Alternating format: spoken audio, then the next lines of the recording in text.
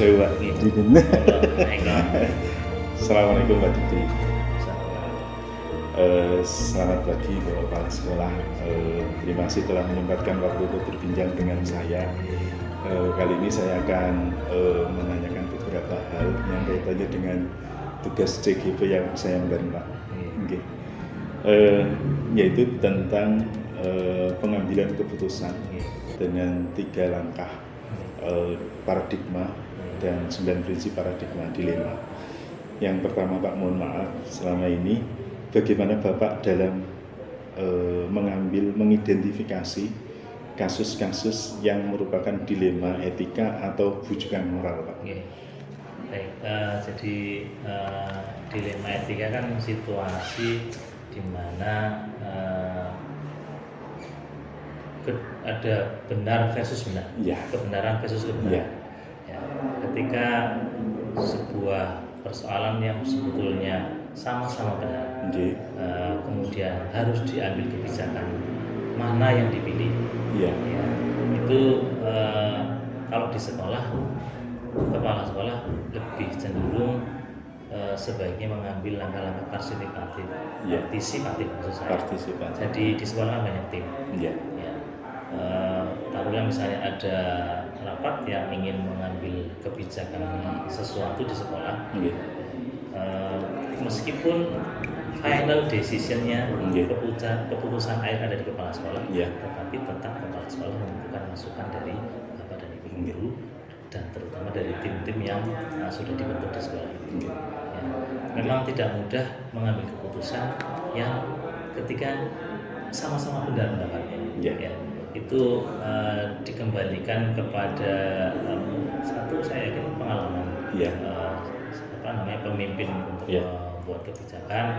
Yang kedua juga empati itu penting ya dalam mengambil kebijakan. Karena begini, ketika harus memilih benar dengan benar, memutuskan salah satu, yang lain diabaikan, yang berpendapat benar yang sisi yang lain itu merasa saya kok tidak diperhatikan.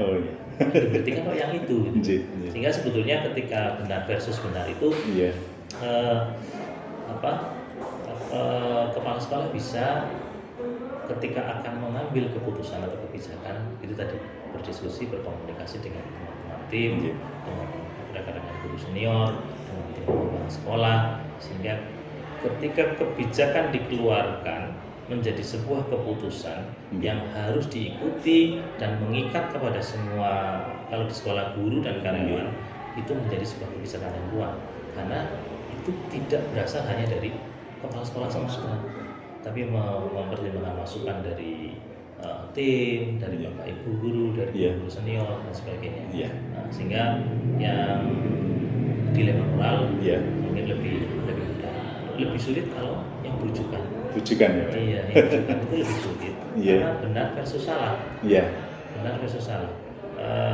Ketika membuat kebijakan yang benar versus salah, itu jangan sampai ada anggapan bahwa ketika memilih yang benar itu menjadi sebuah kebijakan, yang salah beranggapan itu berarti berat sebelah tuh, mengambil keputusannya berat sebelah. Nah, benar dan salah versusnya kita, dengan benar dan salah versusnya bapak dan ibu guru, ada kemungkinan berbeda, Pak Eko. Ada kemungkinan berbeda. Jadi begini, ada kemungkinan menurut saya yang benar ini, tapi menurut teman-teman yang benar itu. Tapi karena ini bujukan moral, berarti memang harus ada yang diposisikan yang satu benar, yang satu salah. Karena dalam arti kata tidak sesuai dengan lingkungan sekolah, tidak sesuai dengan kultur sekolah, sehingga kalau kebijakan itu diambil bisa berdampak kepada mungkin disharmoni ya, jadi tidak diharmoni di sekolah. Saya rasa itu, Pak. Baik Bapak, selama ini bagaimana Bapak menjalankan pengambilan keputusan di sekolah, terutama untuk kasus-kasus yang seperti tadi, benar dan benar dan benar dan salah. Ya, itu tadi kita ini kan sebuah saya mengatakan sekolah atau satuan pendidikan itu sebenarnya sebuah sistem. Ya. Yang sistem itu terdiri dari subsistem-subsistem Ya. yang apabila mereka saling melengkapi, complementary, kemudian mereka bekerja sama dalam harmoni, Ya. saya yakin sistem ini akan berjalan dengan baik. Ya. Jadi bagaimana bisa menciptakan harmoni di sekolah? Pendekatan kepala sekolah kepada guru Ya. dan personality kepala sekolah yang kaitannya bagaimana beliau bersikap terhadap rekan guru dan karyawan. Ya. Oke, personality approach-nya bagus, apa ya namanya, ikatan emosional dan sosial dibentuk dengan baik. Insya Allah itu akan ada harmoni. Tapi selain itu, ketika akan mengambil keputusan, menurut saya yang paling penting justru tadi, karena sekolah kita terdiri dari subsistem-subsistem. Iya. Kita rangkul bareng-bareng, Bu. Ya, siap. Ya. Kita punya komite. Keputusan bersama. Ya, Iya. saya memutuskan sesuatu kebijakan Iya. sekolah nih. Iya. Kita sudah diputuskan di dalam, kita Iya. butuh pertimbangan dari komite. Iya. Ya. Kita juga punya stakeholder, misalnya membuat kebijakan yang katanya dengan yang nanti berdampak ke masyarakat. Iya. Kita punya tokoh masyarakat, kita punya tokoh agama. Siap. Ya, yang dalam waktu ini kita sedang berjaya misalnya Iya. pesantren Ramadan. Ya. Ini kan ternyata ketika melibatkan stakeholder, di Iya. sini ada perguruan tinggi agama Iya. Islam, kita rangkul, Iya. kita gandeng, kita beri mereka kesempatan untuk mengajarkan atau mengimplementasikan ilmu mereka. Ternyata bagus Pak Eko. Oh, nggih. Bagus buat kami, kita, karena kita Iya. punya koneksi yang Koneksi baik. atas ya. Iya. Iya. Bagus buat anak-anak karena mereka mendapatkan ilmu dari Iya. sumbernya. Iya. Sumbernya juga untuk pengabdian ya, Pak ya. Ya, itu luar biasa Iya, itu iya. kan. Iya. Terima kasih Bapak. Waduh, mantap ini. Selanjutnya Bapak, langkah-langkah atau prosedur yang Bapak lakukan tadi berarti merupakan keputusan bersama gitu Pak. Iya, iya. Iya. Oke.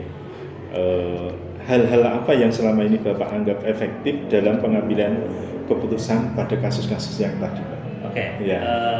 Jadi sebetulnya berangkat dari ungkapan berat sama dipikul, ringan sama dijinjing.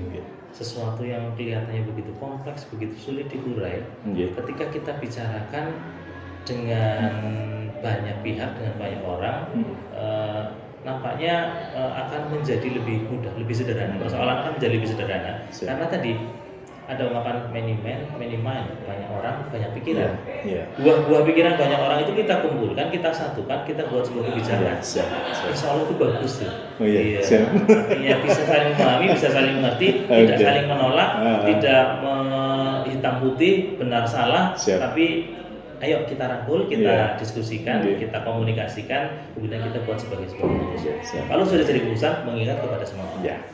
Oke, terima kasih Bapak. Mohon maaf, semua keputusan pasti ada tantangan ya Pak ya? Pasti, ya. Ya, pasti ada tantangan.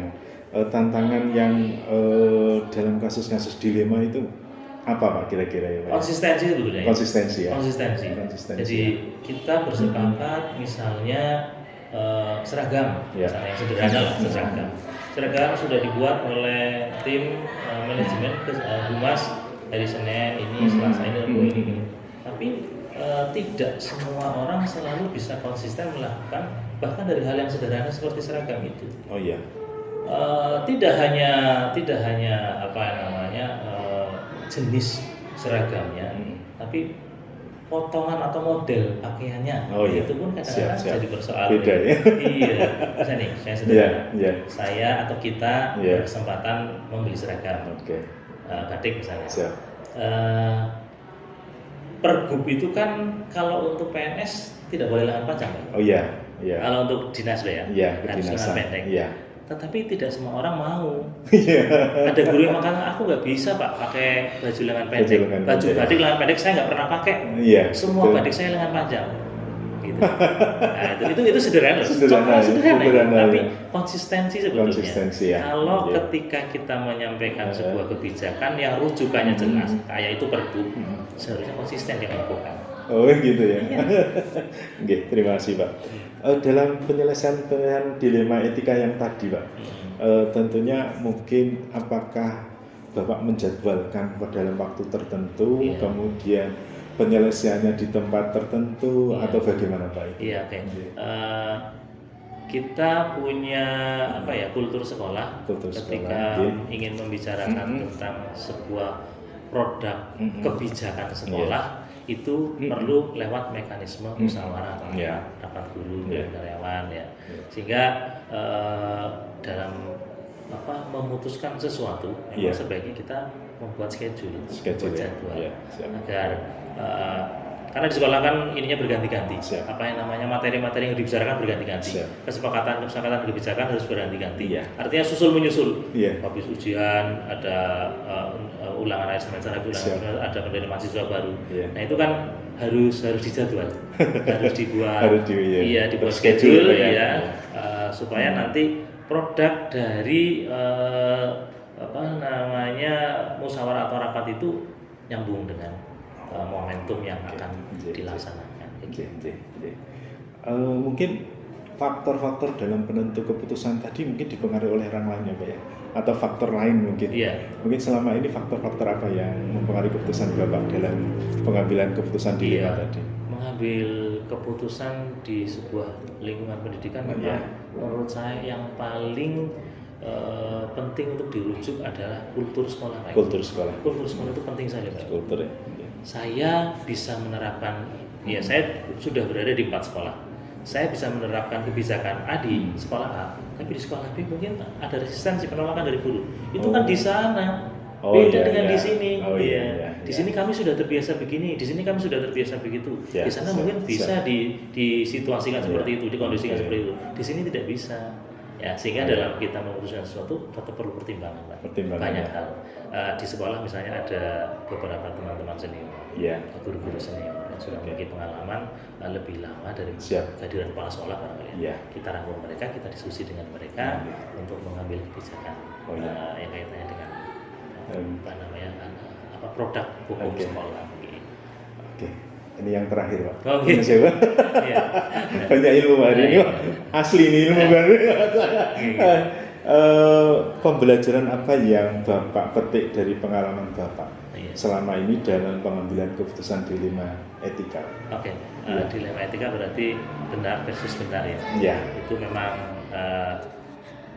kalau yang dihadapi guru agak rumit nih. Agak rumit ya. Karena semua guru itu pintar memang. Semua guru itu pintar. Semua guru. Ini titik beratnya. Ketika guru dimintai pendapat tentang sesuatu,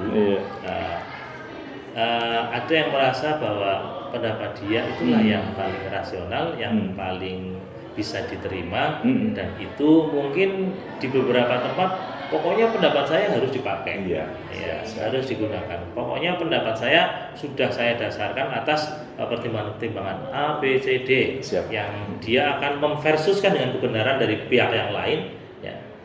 Saya sudah beranggapan begini mengambil kebijakan, itu mengambil kebijakan berbeda dengan saya. Sementara saya pokoknya saya ngotot, saya meyakini ini. Sementara yang di sana juga punya argumen yang sama. Mereka meyakinkan kepada kita bahwa pendapat mereka juga benar, di samping kebenaran juga dari kita. Maka saya bilang tadi ketika di awal, kalau dalam situasi seperti itu kita ambil jalan tengah mungkin. Kita tampung pendapat dari pihak A atau pihak 1, kita tampung pendapat dari pihak 2, kita mix, kita gabung, kemudian kita cari jalan tengah. Itu bisa kok. Guru-guru itu artinya samudra kok. Iya, jadi kalau sudah diyakinkan bahwa pendapat penjenengan benar, pendapat ini juga benar, ayo kita gabungkan. Kemudian kita buat sebuah kebijakan, sebuah keputusan. Insya Allah guru-guru gitu ya. Alhamdulillah. Terima kasih. Hari Sama-sama. ini dapat ilmu yang luar biasa. Dan terima kasih atas waktunya Pak. Mudah-mudahan lancar sukses. Amin.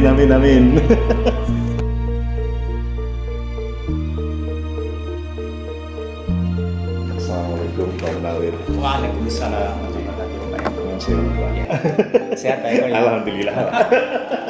Gini Pak, Pak Kepala Sekolah, mohon maaf mengganggu waktunya. Terima kasih sudah menyempatkan waktu buat saya untuk mewawancari sedikit Pak.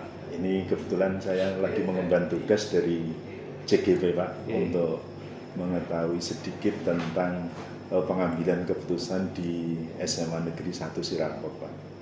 Mohon maaf. Iya. Itu Pak, mohon maaf yang pertama bagaimana Bapak selama ini dalam mengidentifikasi kasus-kasus yang merupakan dilema etika, Pak? Berarti yang benar dengan yang benar, benar dengan yang salah, Pak. Ya. Coba. Dilema etika. Mungkin ini saya lebih mudah setelah saya awali dari contoh kasus, Pak Eko. Contoh kasus, jadi antara dua hal yang sama-sama benar, sama-sama benar, ya sama-sama punya kepentingan. Ya, contoh misalnya antara kepentingan dua wakasek, dua wakasek, Pak Eko.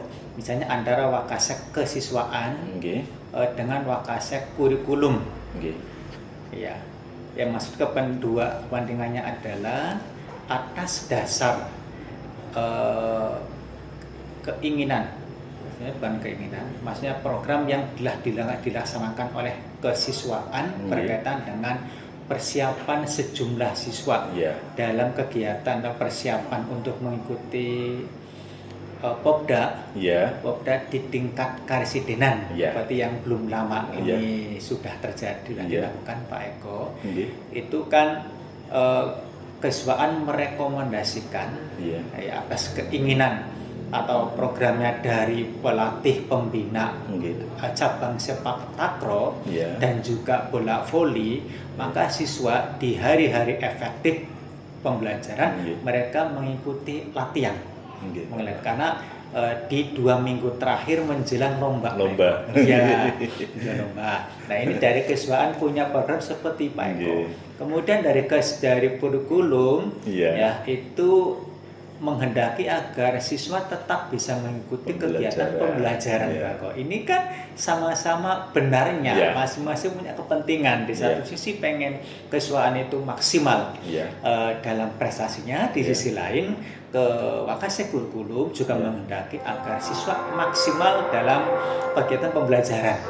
Nah, kemudian untuk penyelesaian masalah ini keduanya saya temukan monggo yuk kita diskusikan bersama-sama bagaimana kita mencari jalan tengah, mencari titik temu agar semuanya bisa diakomodir. Diakomodir, akhirnya ketemu pada satu pemahaman baik anak tetap bisa mengikuti dua-duanya, tapi mau teknisnya pagi anak itu pembelajaran Pak Eko, sampai zuhur lah. Nanti jam 1 anak disilakan untuk mengikuti TC Training Center persiapan untuk Popda. Jadi mulai jam 1 lah saya Pak Eko sampai selesai dan sampai sekitar jam 4. Ini artinya dua kepentingan yang beda, tapi sama-sama baiknya sama benarnya Pak Eko. Terima kasih. Baik Bapak, selama ini bagaimana Bapak menjalankan pengambilan keputusan di sekolah, terutama untuk kasus-kasus yang seperti tadi, yaitu yang benar dengan benar dan sama-sama mengandung nilai kebajikan, Pak. Saya akhirnya diambil jalan tengah berarti itu tadi. Betul, seperti itu Pak. Oke. Terima kasih Bapak. Selanjutnya, langkah-langkah atau prosedur apa yang biasa Bapak lakukan selama ini untuk mengatasi seperti itu, Pak? Tentunya karena ini kan berangkat dari tadi program yang punya keinginan, yang punya program dari lokasi menyampaikan kepada saya, kemudian saya coba pahami ini seperti apa sambil saya terus berpikir bagaimana ini nanti supaya maksimal partisipasi anak, tapi saya juga tidak memperhatikan kepentingan kurikulum anak siswa tetap tidak ketinggalan pembelajaran walaupun 100% tidak meninggalkan tidak mungkin. Ini artinya kita dari identifikasi ini dari dua persoalan yang benarnya sama-sama baik sama-sama itu kepentingan sekolah Pak Eko dan kepentingan anak kemudian kita coba memberikan meminta masukan kepada keduanya wakasek kurikulum. Saya minta masukan sebaiknya bagaimana, kemudian tadi yang punya kepentingan bagaimana upaya persiapan agar anak berprestasi maksimal juga saya minta pendapatnya. Semuanya saya mintakan pendapatnya, pandangannya Pak Eko supaya tadi mencapai titik temu mereka saling nyaman, merasa terakomodir dan bahasa Jawanya bongbong untuk semua. Bongbong gitu. Iya.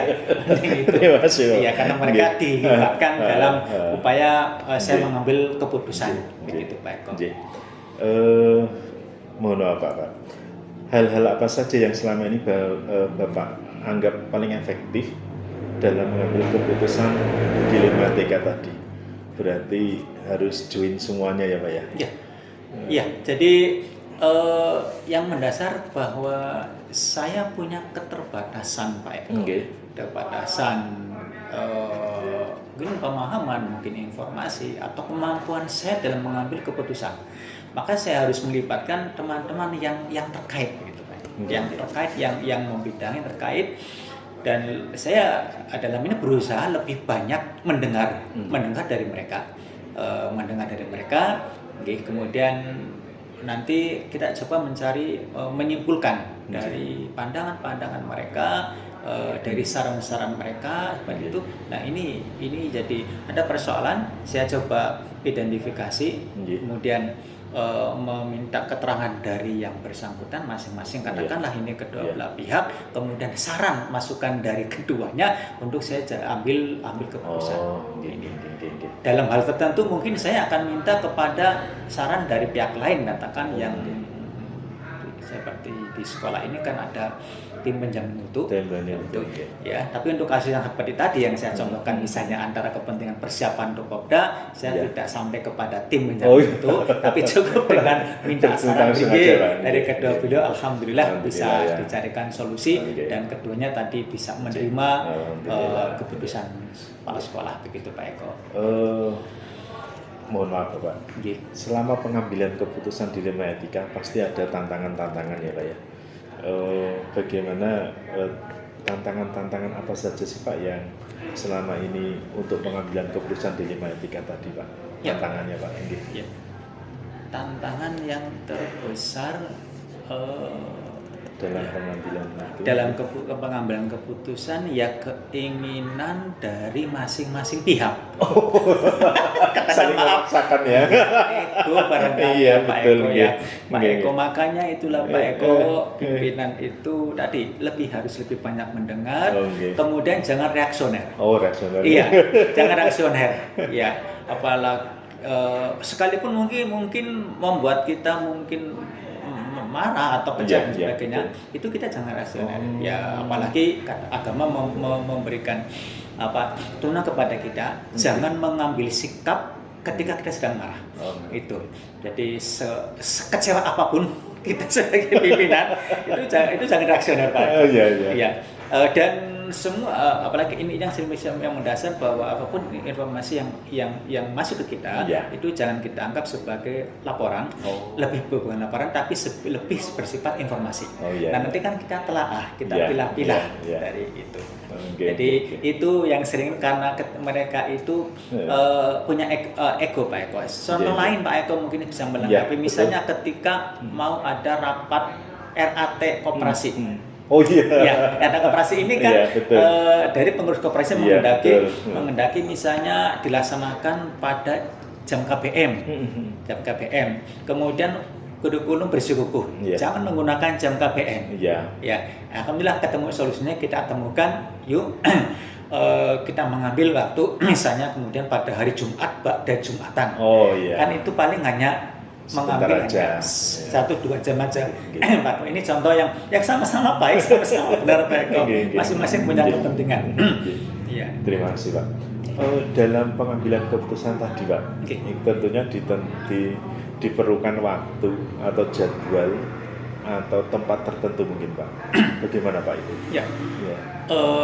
Jadi terus terang kalau untuk hal seperti ini saya didasarkan pada kondisi yang ada Pak Eko. Artinya sifatnya kasus timingnya ketika ada persoalan, kemudian kita coba sikapi, kemudian diambil keputusan. Tapi kalau yang sifatnya mungkin upaya pencegahan, misalnya saya tidak mengambil kasus yang lain, itu upaya-upaya seperti ini dilakukan secara periodik. Secara gelar kasus gitu berarti Pak? Iya, misalnya kalau Iya. itu menyangkut ke siswa Iya. siswa lagi, tapi dalam kasus yang Iya. lain tadi, Iya. misalnya saya pengen agar kita sejak awal mengetahui seperti apa kondisi siswa dari masing-masing Iya. kelasnya. Iya. Itu maka pada di sini upacara itu tidak setiap minggu Pak Eko, Iya. tapi 2 minggu sekali. 2 minggu sekali. Nah, saat itu jadwalnya bukan jadwal upacara, kami melakukan rakor kesiswaan.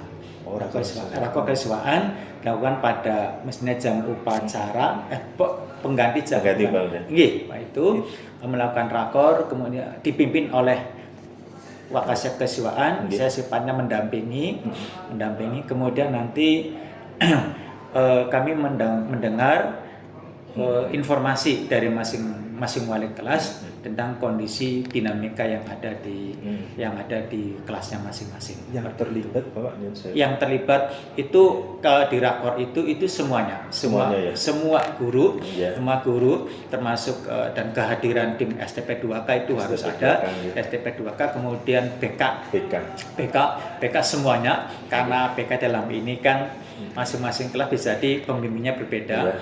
Kemudian perwakilan dari staf administrasi itu kami karena bagaimanapun bahwa situasi sekolah itu harus diketahui oleh semua warga sekolah. Ya, walaupun mungkin untuk staf administrasi itu tidak semuanya, tapi cukup ada perwakilan yang mengikuti sehingga tetap mereka beliau itu tetap tahu kondisi dinamika yang ada di sekolah. Alhamdulillah. Banyak faktor kan Pak untuk pengambilan keputusan ya, Pak ya. Betul. Iya. Kira-kira faktor-faktor apa yang bisa mempermudah atau membantu Bapak dalam mengambil keputusan tadi? Ya. Faktor yang mempermudah itu saya mengutamakan teamwork Pak Eko. Teamwork ya. Teamwork. Iya, teamwork. Teamwork jadi dalam hal pengambilan keputusan menyikapi persoalan yang ada itu teamwork. Kemudian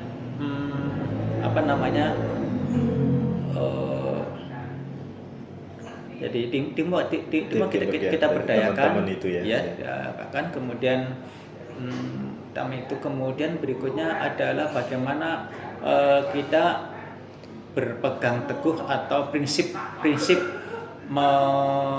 menggunakan aturan main, regulasi, nomenklatur, nomenklatur yang ada, ya itu harus sesuatu yang harus dipedomani Pak Eko, harus dipedomani. Ya, kemudian keterlibatan yang ketiga itu keterlibatan banyak pihak dalam batas memang para pihak itu diperlukan kontribusinya dalam pemecahan masalah atau penyelesaian kasus itu. Barangkali itu Pak Eko yang prinsip. Jadi teamwork teamwork kemudian didasarkan pada regulasi yang ada, ya. Kemudian berdayakan stakeholder yang ada dalam upaya untuk mencoba secara maksimal agar keputusan yang diambil itu meminimalisasi risiko. Ya, 100% tanpa risiko itu susah. Susah. Ya, Pak Eko. Apalagi saya merasa bahwa kepala sekolah itu hanya satu kepala, dan saya yakin bahwa dengan banyak kepala keputusan itu kan lebih baik, lebih bijak, dan tadi meminimalisasi risiko, memuaskan semuanya itu susah sekali. Dan itu kayaknya susah Pak Eko. Barangkali tidak mungkin Pak Eko. Terima kasih Bapak. Ini untuk terakhir kali ini. Mohon ini yang bisa saya petik dari pengalaman Bapak dalam memutuskan keputusan dilema etika apa Pak? Ini ngang Sukawruh ini Pak. Tadi jangan reaksioner Pak Eko, jangan reaksioner. Kemudian istilah agama itu tabayun. Tabayun dalam ini adalah lebih banyak kita mendengar. Kemudian mendengar masukan aspirasi dari teman-teman. Kemudian jangan pernah mengambil keputusan pada saat kita sedang mungkin marah ekstrimnya. Iya, marah, walaupun sebisa mungkin pimpinan itu jangan terlalu kelihatan ekspresi marahnya, iya. walaupun memang dalam keadaan Lagi marah. marah. Ya, Ini susah nih, Pak. itu saja sulit sekali Pak Iya, Eko. iya, iya. Ya, tapi paling tidak kalau kita maaf bercermin kepada Iya. negarawan-negarawan kita itu Iya. kayak Pak Harto Iya. itu marahnya beliau itu kan Nggak tidak kelihatan. berkenan, Iya, nggak kelihatan. Kemudian Pak SBY SBY nggak kan kelihatan. begitu Pak, Iya, mana betul. seperti apa, tapi kalimat-kalimat yang terlontar dari beliau Iya, itu betul, itu masih tetap kalau saya santun gitu ya. On the track, Masih ya. santun. Iya, aduh, kalau kepala dinas provinsi saya dengar ingat dulu itu Pak siapa itu ada, saya walaupun memarahi orang tetapi dengan bahasa yang berkemasannya luar biasa, yang dimarahi malah guyu. Saya siapa saya kok lupa Pak ya, kok itu ada itu saya masih ingat itu sudah lama itu. Orang memarahi guru, memarahi kepala sekolah ya. Iya. Itu yang dimarahi malah guyu. Ini kan susah sekali. Oh iya. Itu ya, jadi kita berusaha katakan kondisi manapun, tetapi kita berusaha, makanya mungkin butuh ketenangan, berusaha tenang. Makanya caranya adalah jangan kita mempersepsikan bahwa setiap yang datang masuk kepada kita itu jangan kita anggap sebagai laporan. Sebab mungkin yang menyampaikan kepada kita tujuannya mungkin beragam. Beragam. Oh iya. Mungkin ada yang tendensius, atau bagaimana, maka tadi semuanya kita tampung sebagai informasi. Masih kita telah kita pilah-pilah, kemudian dalam ketika mengambil kebijakan, yuk teman-teman yang membidangi kita libatkan.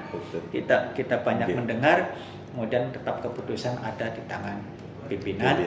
Dengan seperti itu harapannya tadi bisa dipahami oleh semuanya.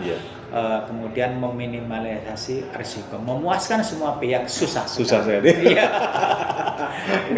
Terima kasih Bapak atas waktunya. Sama-sama. Semoga Bapak selalu diberikan kesehatan, Amin. Dan cukup ya. Seperti itu. Iya. Terima kasih Pak Eko. Silaturahimnya mohon maaf kalau tidak memuaskan. Sehat-sehat. Salam untuk keluarga. Amin. Sehat walafiat. Amin. Terima kasih Bapak.